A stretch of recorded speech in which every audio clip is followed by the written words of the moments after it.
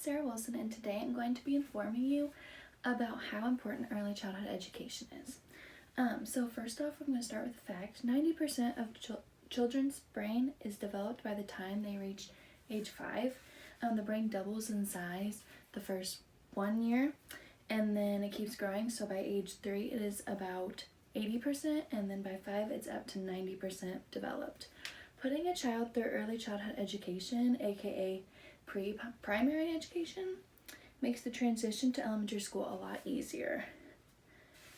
Let's start with what early childhood education is. Early childhood education is the years before a child enters kindergarten, which is why it's also called pre-primary education.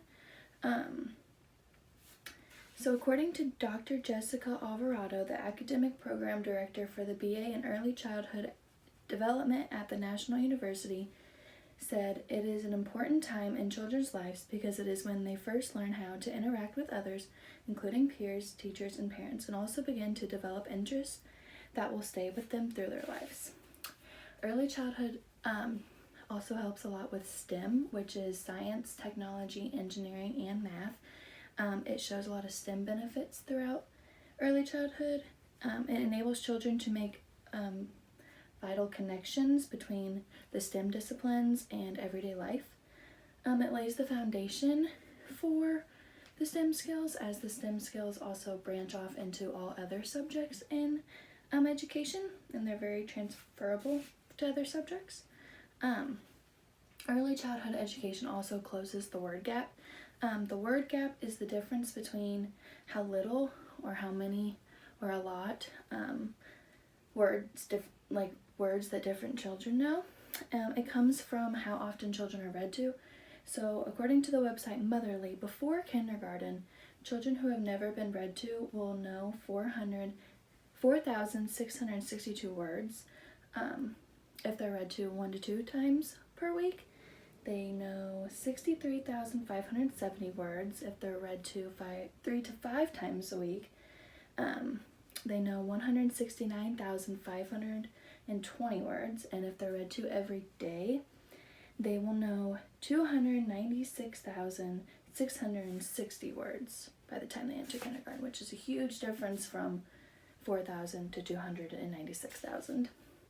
The United States falls behind other countries with early childhood development. 42% of 3-year-olds in the United States have early childhood education, and 86% of 5-year-olds have early childhood education. Numbers haven't really changed since 2000.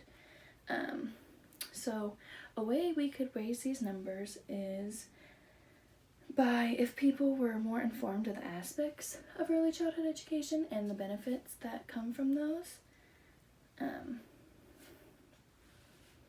So early childhood education is very important as it directly relates to the pre-literacy elements, pre-writing elements, and pre-math elements before they enter elementary school, as we talked about earlier. Art, music, and play are some of the main aspects of early childhood education.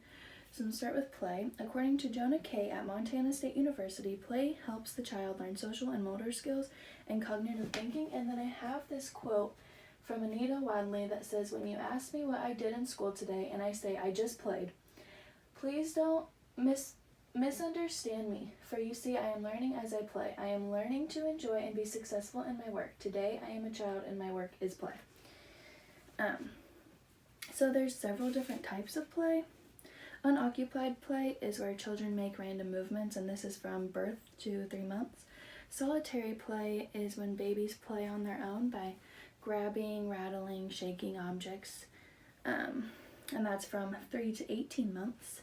Onlooker play is where toddlers just watch others play, and this is how they relate to others, and they learn languages from this. Parallel play is when children play along with each other but without any interaction, so they're just playing next to each other with their own toys. Associative play is they're more interested in others and watching others play than they are playing themselves.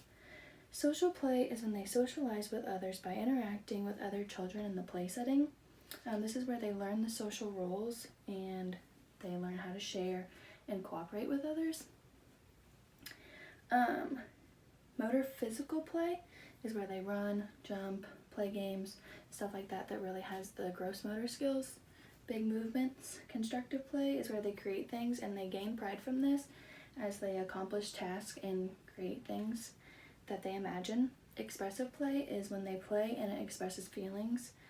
So could be role play, could be drawing, it could be writing, it could be any type of play where they express their emotions and their feelings.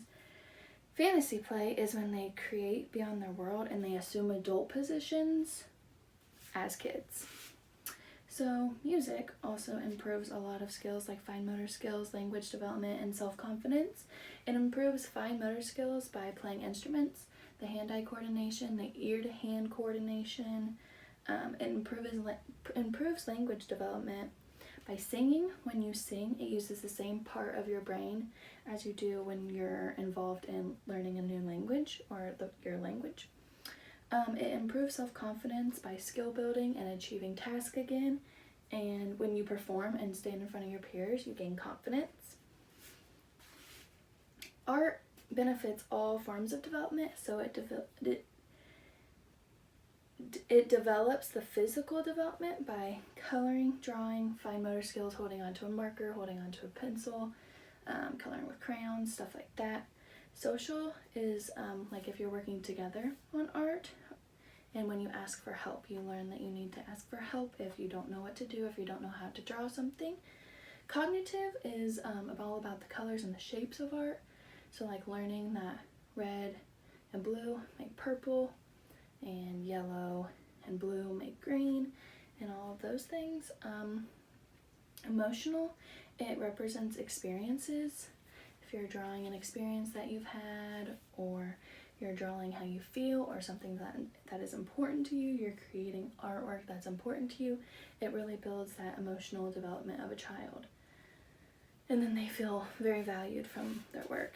So in conclusion, you are now all aware of what early childhood education is and how it can influence children in the future.